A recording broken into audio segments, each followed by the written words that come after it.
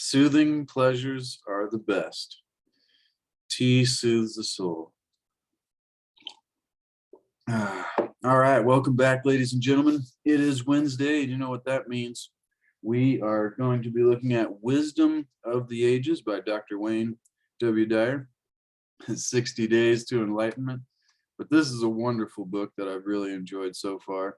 And today we have a fantastic little poem here. And it's Wayne Dyer titles this chapter Imagination. He says, it's by Samuel Taylor Coleridge, 1772-1834, English poet and essayist. Samuel Taylor Coleridge was the most perceptive English critic of his time and an intellectual spokesman for the English Romantic movement. But this poem here is one that Wayne Dyer uses in his lectures to, talk about metaphysics, and it's just a wonderful little poem. It always sticks out to me whenever I hear it. So let's dive right into it, ladies and gentlemen. Samuel Taylor Coleridge, he says, "What if you slept? And what if in your sleep you dreamed? And what if in your dream you went to heaven? Ah, and there plucked a strange and beautiful flower. And what if, when you awoke, you held that flower in your hand?" Ah, what then, ladies and gentlemen? To me, that's super powerful. So Wayne Dyer continues here. "I have so much regard for this poem by one of the world's most renowned poets, literary critics, theologians, philosophers, always missing his mystic, that I used it as a display quote for a book that I wrote about creating miracles titled Real Magic. And that book is what got me so fascinated with manifesting. And it's funny, I don't even own the book, which I should get the physical copy, but I listened to the audiobook, and it's more of just him, a jumbled amalgamation of his speeches around that topic. And so that was what got me so into real magic, ladies and gentlemen. Coleridge's working life was consumed with expressing a fundamental creative principle that is applicable to human beings and the universe as a whole. The first step in creation, this unifying principle, is imagination. And we've talked about this. Even in yesterday's Tuesday Tao video, I talked about the Akasha principle and its relation to what happens in our lives. This poignantly simple poem invites you to delve into your imagination and reconsider your agreement with reality. Wayne Dyer says, "What we know as real has its limits, but imagination is boundless in the dream state. Our agreement with reality invalidates the idea of being able to bring an object from the dream world into the waking world. But Samuel Taylor Coleridge suggests you reconsider. What if you were able to do such a thing? Ah, what then, ladies and gentlemen?" This is literally one of my favorite topics, so I'm so glad it's going into this. I'm going to continue. "Consider what you are capable of in your own dream state. Sleeping for 8 hours each day means that you will be in this dream state for 30 years if you have to live to the age of 90. If you do live to the age of 90.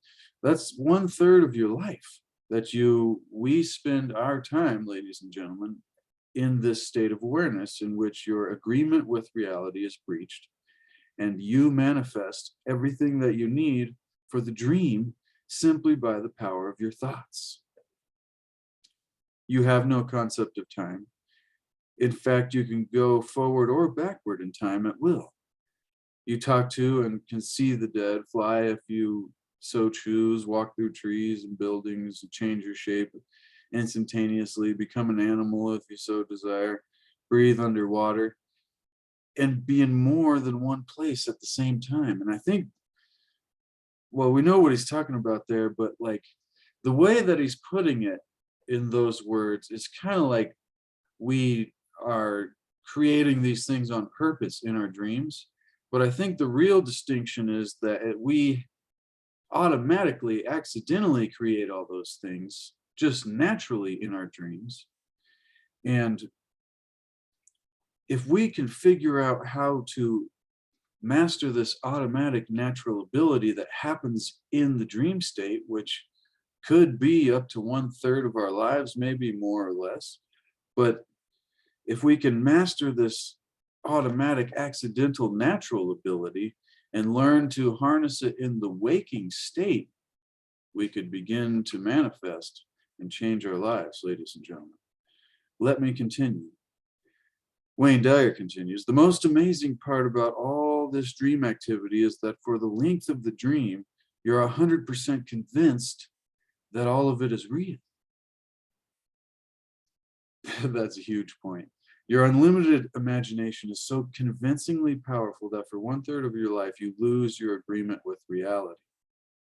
And I think what's amazing to point out there is the real part. The most, you think all of it's real, and then you wake up and you don't think, oh, I wish I had, I don't know. It's like when you have, say you're in a dream and you have a mansion and a whole bunch of cars and, all the money, and then you wake up, you don't, you go on with your life here now. You're not, unless you're totally crazy, you don't give up on life because you thought your dream was really real. I hope you get where I'm going there. I'll continue before I ramble too much more. So when you wake up, you say to yourself, this part is real, and all that activity in my dream state is unreal.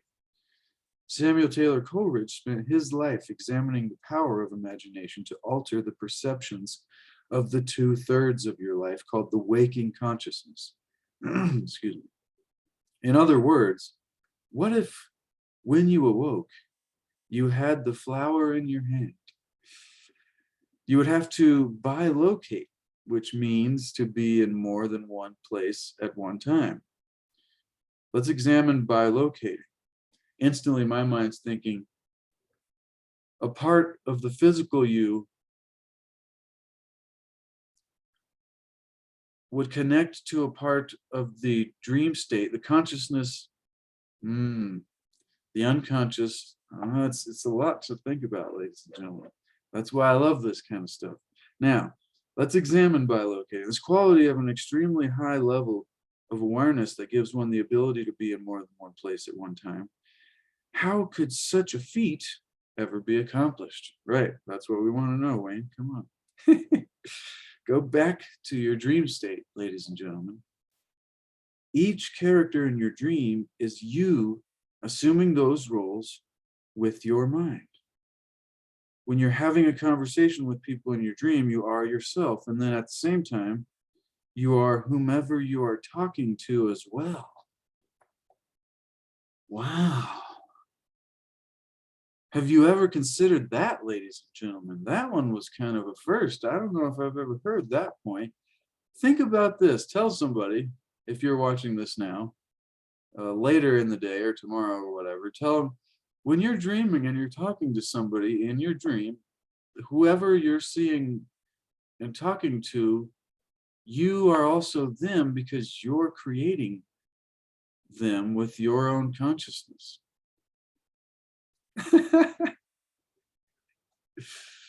Oh, that's a good one.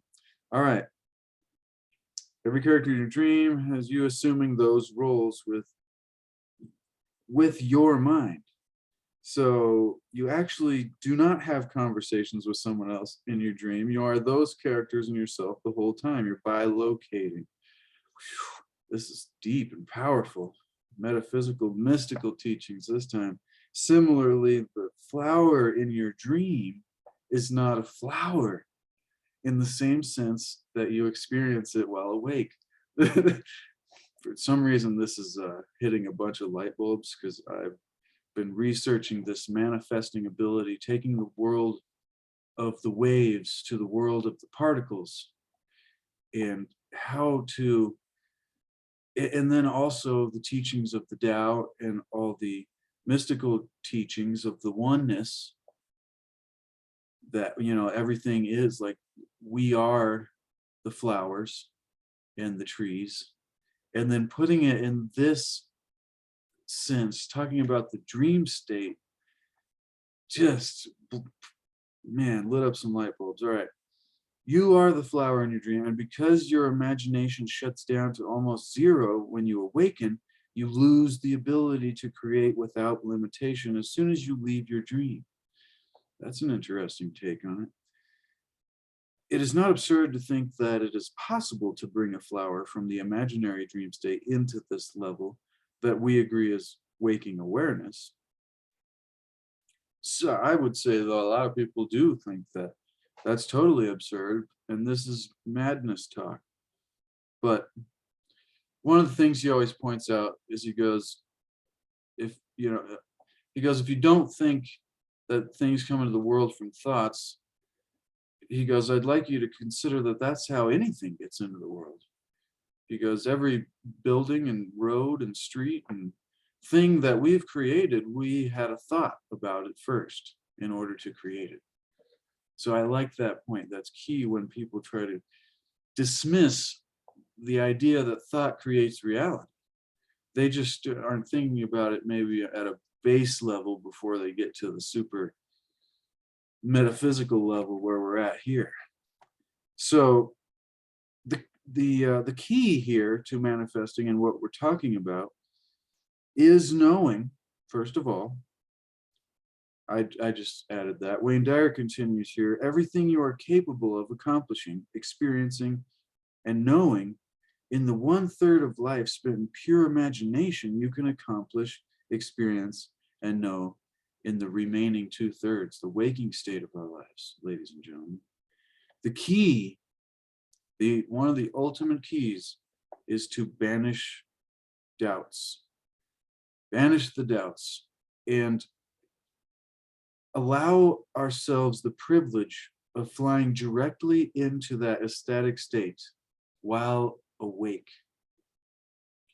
This poetic expression of the dream and the flower, which I've read and recited thousands of times, always reminds me to work at being a waking dreamer by allowing myself the same kinds of privileges, freedoms, and, yes, powers that I take for granted in my dream state, that we all, I'll add, probably take for granted in our dream state, unless you're a lucid dreamer, and that's, something different in itself. William Blake.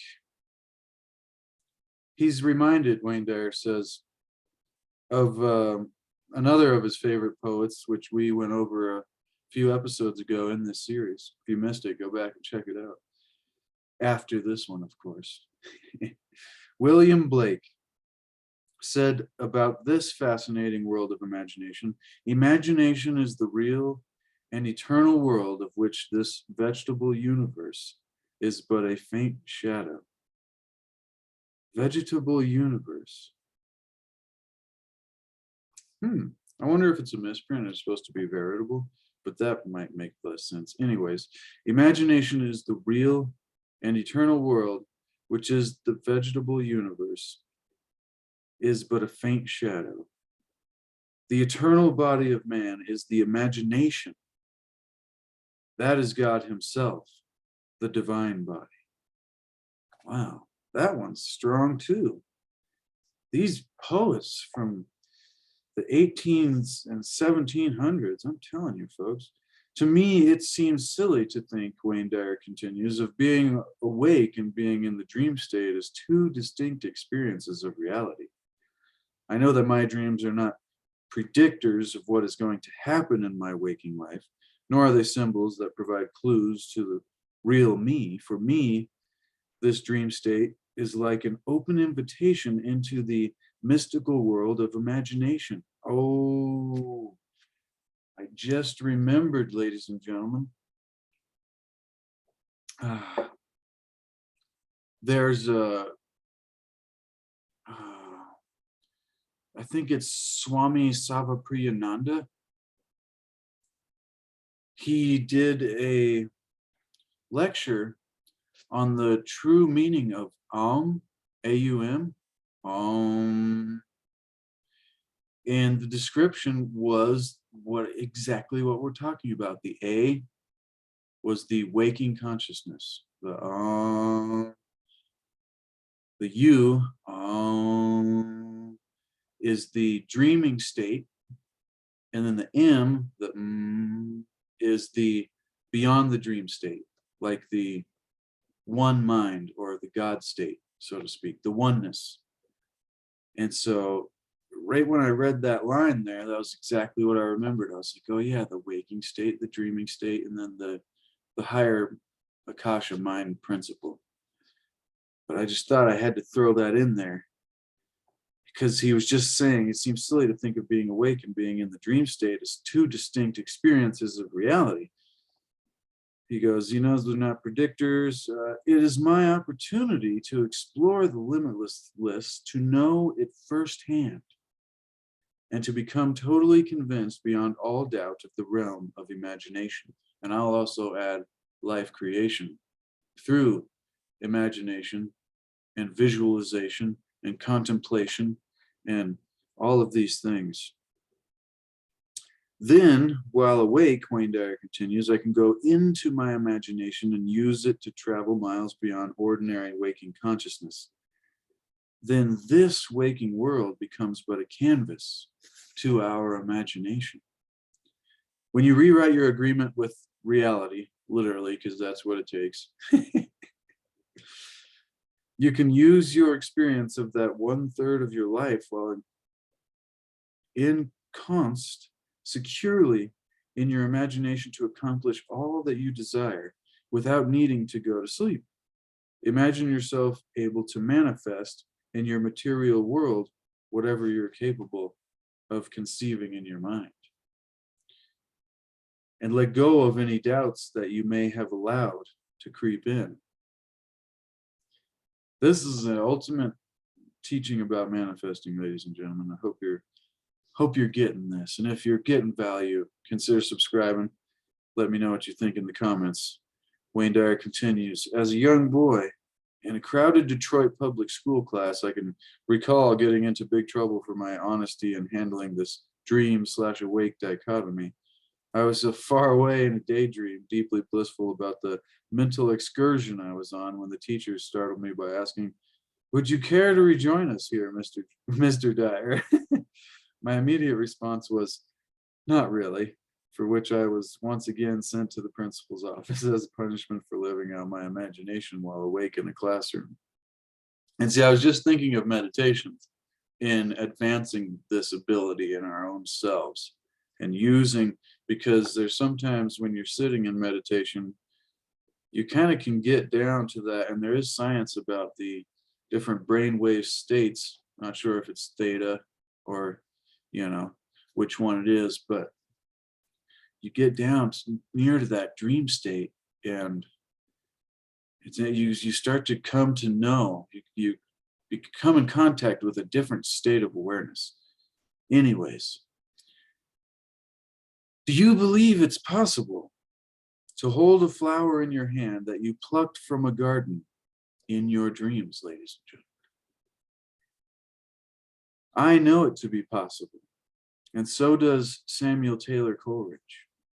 And I'll say, with experiences I've had in the last 2 years in my life, it wasn't quite as simple as a flower, but there are things multiple times to where it was a thought for a period of months, and that thought expanded and became the reality that I sit in now, which is funny because this YouTube channel started with this thought, this memo book. How many ever years ago I started this channel, I wrote what if, and the play symbol on this memo book, what if I could make a YouTube channel?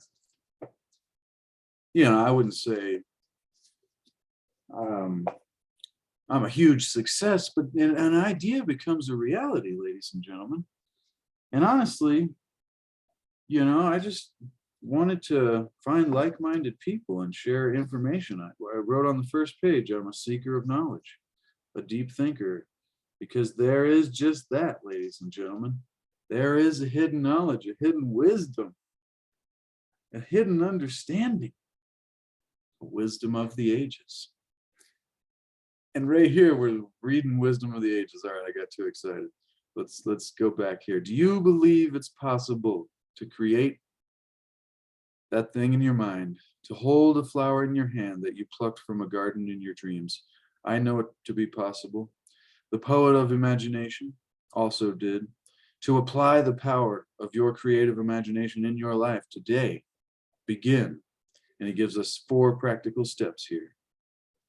Number 1, always keeping in mind that you become what you think about. Be very careful about any thoughts you harbor that involve doubt. Number 2, keep track of your dreams in the sense of remembering those unreal experiences that you were absolutely convinced of while they were occurring. Then work at eliminating your conditioned beliefs about their impossibility. You want to eradicate the word impossible. Eradicate the word impossible and the world of impossible things from your mind. I think that's what my mind was thinking. From your consciousness, he says, truly, if you can conceive it, you can create it. Number 3, literally rewrite your agreement with reality so that it reads, anything I am capable of for 1/3 of my life, I can add to the other 2/3 if I so choose. Live more in your imagination. Give yourself the freedom to wander in unfamiliar territory in your mind and to explore new possibilities in your fantasies, excluding nothing. These imaginative meanderings will ultimately become the catalyst for living an unlimited life, ladies and gentlemen. And that was the 4th one. Your imagination, just like your body, grows through exercise. Wake up and hold that flower in your hand. Wow. Wow, ladies and gentlemen. I think that might be one of the greatest chapters as far as great teachings that there is, that's one of those chapters that is definitely worth going over multiple times. It feels like it's been a little bit of a longer video, but I really enjoyed that one. That one's got some perfect teachings for trying to manifest, and we can manifest, ladies and gentlemen. We can do it. And so I think I'll leave it there today. I want to say thank you so much to everybody who watches. I appreciate anybody who spends time here with me and Wayne Dyer trying to learn the wisdom of the ages and trying to understand it and make sense of it and trying to learn how to use it and make our lives a lot better, increase the quality of life. So begin and continue to make happiness the way. All right. Thank you so much, ladies and gentlemen. Smash the like button, consider subscribing, and I'll be back in the future with more interesting content to throw your way.